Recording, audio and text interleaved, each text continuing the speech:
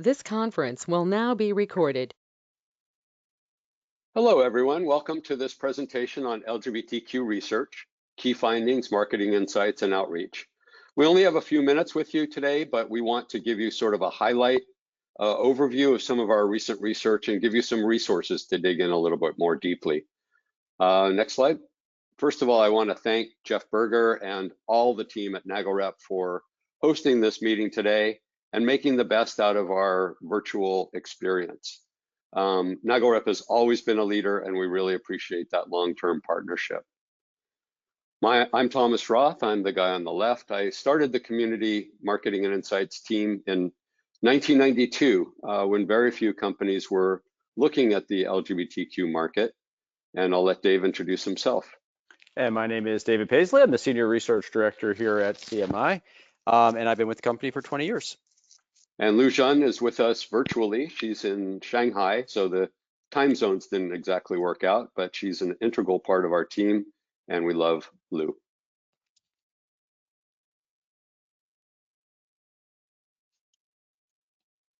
I want to tell you a little bit about our company to give a sense of who is presenting this research.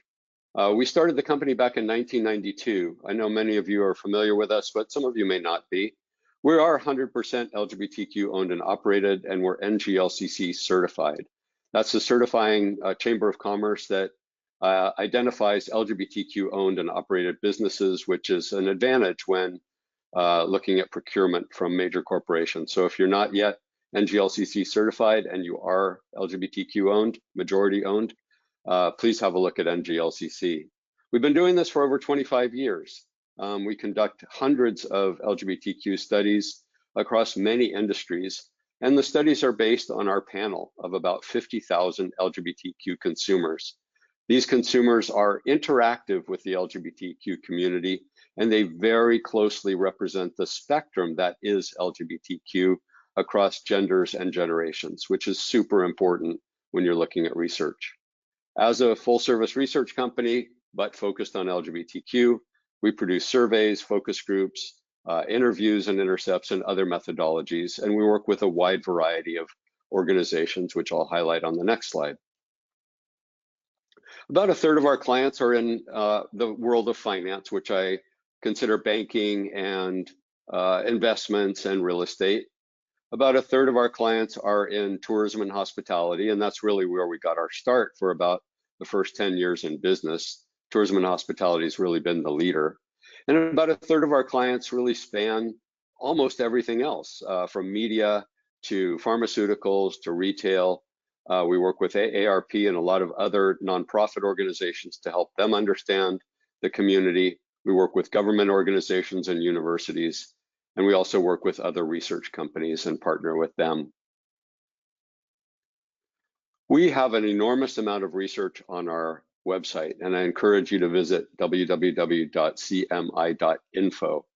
to download the studies that we're going to be talking about today, as well as many other reports that we've conducted over the past few years, available for free, just with a click off of our website. We have a really great library of information there that if you're interested, you should really dig into. So I'm going to introduce the 14th annual LGBTQ community survey. This is the largest survey of its kind and also the longest lasting. So we've been able to track trends and look at motivations and preferences and purchases over the past decade plus. And this year's survey was sponsored by Wells Fargo and Google. This study is that we're going to be talking about today is of 17,000 LGBTQ community members. And this is through our own panel, but also in partnership with about 150 LGBTQ media organizations and events that partner with us every year on this study. So the results really do, at 17,000 and with so many partners, really does represent the full spectrum of LGBTQ across genders, generations, ethnicities, demographics, etc. I'm going to talk just a little bit about terminology to get us started, and then I'm going to turn it over to David. Terminology is very important in any marketing, of course, because if you're speaking to a community, you want your communications to resonate with that community. And if we use a wrong term or use a term inappropriately, it can really kind of spoil the conversation. So every year we produce this question, and it helps our clients understand which terminology is most favored at that time. And it's really changed dramatically since we started this when it was the gay market in the early 90s, and then became gay and lesbian, and then GLBT, and then LGBT, and the letters and now symbols continue to grow. And I think we should embrace that because it's just reflective of the diversity that is LGBTQ. So right now, LGBTQ is the most favorable. I wouldn't have been able to say that even 2 years ago. It's really risen to be the most inclusive term. LGBT isn't bad, but if you're looking to be most current, I would suggest using LGBTQ. The term gay is all right for about 50%, but I would caution against that widely because a lot of the lesbian community and the gender non-binary don't identify with the term gay. So be careful of that term. LGBTQ plus is rising, and we might see that overtake LGBTQ in a few years. Queer, it depends on context. It depends on the nuance. Within our community, we can use the term queer, but we don't really want corporate America using that term. So be cautious about that. And you'll see the last few include the letter I, that is for intersex. It's used widely in Europe, South America, Asia, and Australia, but it hasn't really caught on yet in North America. It is something that we're also monitoring. Next, Dave. I'm going to turn it over to Dave now to give you some highlights of some of our recent research. All right, and the first thing I want to talk about is where LGBTQ people live, because I think that's really a big myth, is that traditionally the LGBT community has been thought of as this sort of urban, urban-centered population. And maybe that was true 30 years ago, or maybe even 20 years ago, but that's really changed over time. And the reason that's changed over time is that more and more places have become LGBTQ friendly over the last 20 years. It used to be that our community could only really be in big cities or some enclaves like Palm Springs or Key West because we were accepted in those places. But today it's a little bit different. And even when we look at like even conservative states, when we think of maybe conservative states like Texas, yes, maybe the state is conservative, but Dallas and Houston and San Antonio and Austin are very LGBTQ friendly places. Same thing for something like, say, Florida. I mean, Florida as a state may be somewhat conservative, but some of the biggest population density centers of LGBTQ people in the country, like Fort Lauderdale and Key West, are in Florida. So we're very much a community that's a little bit of migration. And what I mean by that is that we don't have to live in New York and San Francisco anymore. And migration is a really big topic right now because of COVID-19. But LGBTQ migration was starting to happen well before that. I could take myself for an example, is that I moved from San Francisco to Joshua Tree, California 5 years ago. And what's been interesting to me is that although I live in a relatively rural place, as more and more houses become available, more and more LGBT people are moving into my neighborhood, honestly cashing out of Palm Springs and now moving up the mountain into Joshua Tree. So that migration is happening. So there's an opportunity in all types of communities for real estate agents to serve the LGBTQ community, and that we live in big cities, small cities, and more of the suburbs and rural areas. I also want to point out that our day job is sort of custom research, and we did a custom research project for Freddie Mac about 2 years ago, and that's available on our website and also the Freddie Mac website. But I'm going to be referencing some of that research as we go through this also. I also want to point out that there's no one LGBTQ market, and I think that's really important, is that we span all genders and sexual orientations and generations and race and ethnicity. That's important to understand. I mean, obviously, a single gay man living in San Francisco has totally different real estate needs than, say, an older lesbian retired couple living in Arkansas, right? It's a totally different market. And all corporations have to come to terms with that, is that there's no one LGBTQ consumer. We are LGBTQ, but we are of different genders, we are of different generations, we are of different races and ethnicities, and that affects our consumer behavior. I also want to point out, and this is something we saw about Freddie Mac, is that the LGBT community actually underrepresents a little bit in home ownership than the general population. The Freddie Mac study showed that about half of LGBT participants aged 20 to 72 own their own home, and that's much less than the general population, which has about a 64% homeownership rate. So you ask, why is that? And there's a lot of demographic reasons that comes into play here. But I do want to point out that is a truth, right? And we see that in a number of research projects, including our own. We see that there's not a big difference between lesbian and gay men, but it actually falls a little bit for the bisexual community and then really falls quite a bit for the transgender and gender expansive community. And that's because there's a lot of employment and income discrimination against transgender people. Not surprising, we see that the millennial market falls quite a bit, and then it gets a little bit higher for Generation X and baby boomers. If you compare that to the general population, you'll actually find that it's a little bit, LGBT is a little bit lower for baby boomers, but there's quite a bit of fall for millennials. And then we also see in the Black, Latino, and white non-Hispanic community is that we'll see that it's less for Black and Latino LGBTQ people. That's true of the general population too. And a little bit higher for white non-Hispanics. But what's interesting here is that if you compare that to the general population, this would all go pop up about 10% on each of these categories for the general population. So there is a little bit of underrepresentation for LGBTQ, and we want to spend a little time having you understand that a little bit more, but also give you some ways of getting around it.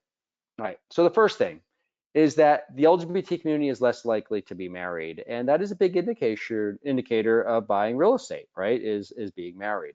So even though we had marriage equality a number of years ago, still overall as a community, we're much less likely to be married or in the case of men, in a relationship. And that's an important thing to understand, is that at any given moment, lesbian and bisexual women are more likely to be in a relationship than gay and bisexual men. There is a lot of single gay men out there. And that's an opportunity, is that sometimes real estate agents do not really think about single people as a primary market. But I'm going to suggest is that for gay men, it is a primary market. There are a lot of gay men out there that are looking for homes. I mean, I just look at my friends, and about half my friends, most of my friends are 45 to 65. Most of my friends own homes, but about half of them are single, and they're going through this buying process as a single person. So do keep that in mind. I think single people buy different types of homes in different places than married people do, and that affects those purchasing decisions. The second of all is that the LGBTQ community trends younger, and I think this is really interesting, is that one of the reasons we underrepresent is that we do trend younger as a whole, but that also means that there's this very large young LGBTQ community that is growing with age and getting better income and better jobs over time, and are going to become more likely to want to buy homes over time. So becoming LGBTQ friendly becomes really important because it's really important to this younger generation, which is aging into more of a home buying age. We as a community are less likely to be parents, and that's true. Now, what's interesting here is that if we look at parent rates within the LGBTQ community, we find much higher rates with lesbian and bisexual women than gay and bisexual men. So do keep that in mind. There's this big group of female same-sex couples with children who are looking for homes, probably more in the suburbs, probably more family-friendly homes, right? But then you have this larger group of gay men who are more likely to be single and much more likely to be not in a relationship also.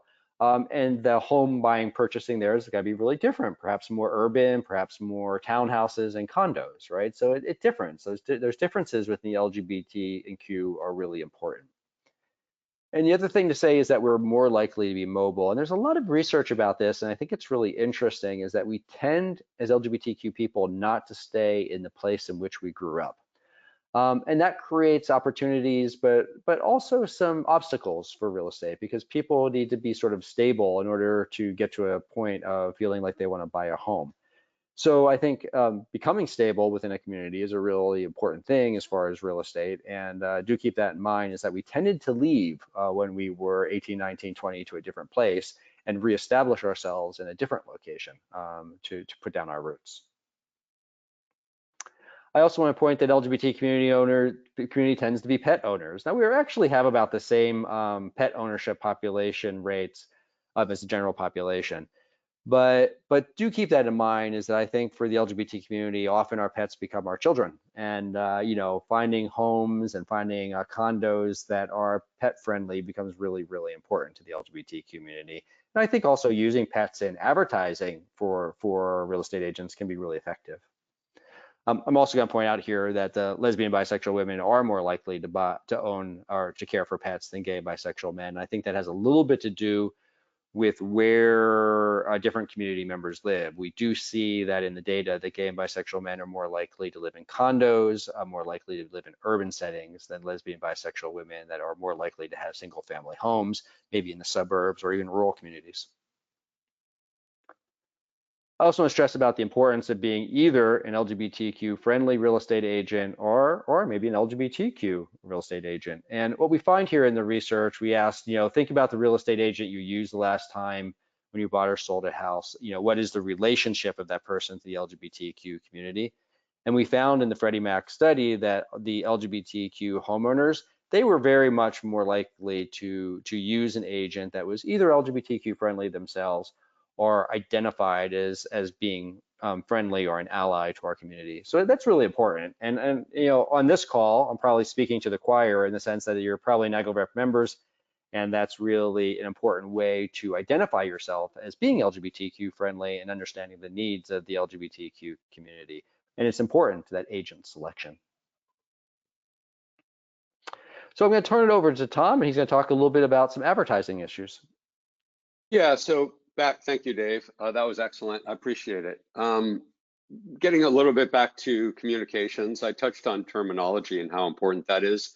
I think also where you message is super important with our community. And I think like all communities, we want to know that you're connecting with us, that you're not just considering us some sort of target market. And one really important way to do that is through advertising in the LGBTQ media.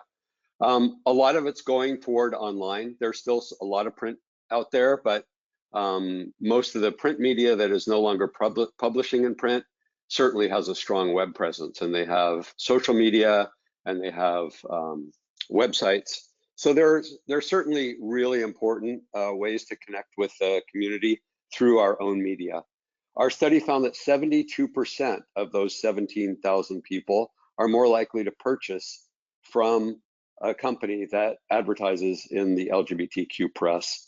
So not only does your ad appear, which is great, but it also demonstrates that you're supporting our media, and our media is really our connection to what's going on in the LGBTQ community overall, our politics, issues facing our community, opportunities facing our community. And next, Dave. So on that note, we do trust the LGBTQ media more than we trust the general media. Why that's important is because there's so much out there right now, and especially in social media, pros and cons about just every topic. We really don't know what to trust, but the LGBTQ media is strongly trusted by the LGBTQ community. So that's another reason to be present in our media. And I also just want to mention, we have lots of research on this, but supporting our organizations, supporting our events, supporting the community, being involved in our community. Beyond Naglrep, you might consider joining your local LGBTQ Chamber of Commerce, for example. These are ways to demonstrate that you are part of the community and that you respect our community and want to be involved and make sure that we are respected and a part of the overall community.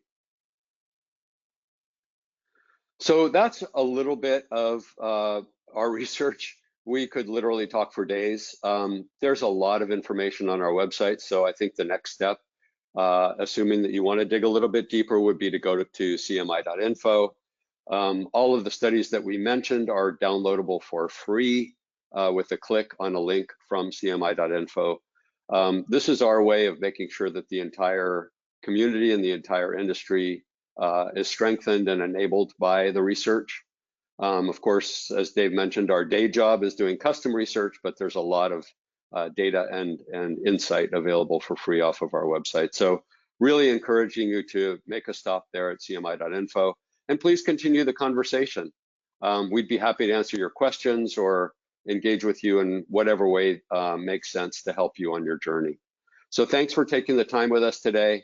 We look forward to a continued long-term relationship with Naglrep and with Jeff Berger and his team, and we'll see you around.